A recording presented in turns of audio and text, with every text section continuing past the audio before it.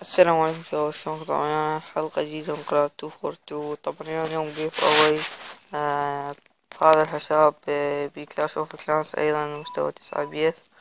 المهم عرفت احنا كلاش رويال بثلاث أساطير، اللي هو اللافا والأميرة والتنين الشرير. طبعا كلهم قويات. لافا تقدر أسوي بين تشكيلة وحدة. وبعد شو عندنا؟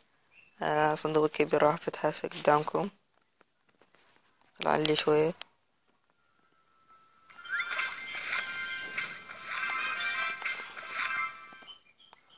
ده صندوق العملاق.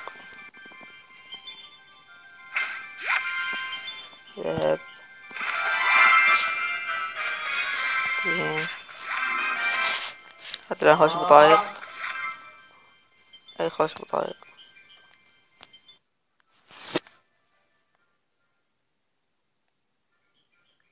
عندكم هنا مال 100 جوهرة تحدي، تقدروا تشاركون بيه عندكم بعد اللعبة. وهذا مستوى 10 تقدمون ايه. هذا.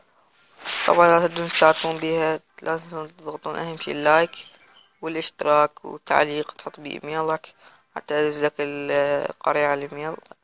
وراح اطلع القرعة ورا يوم او يومين من الفيديوهات. وفي مالله.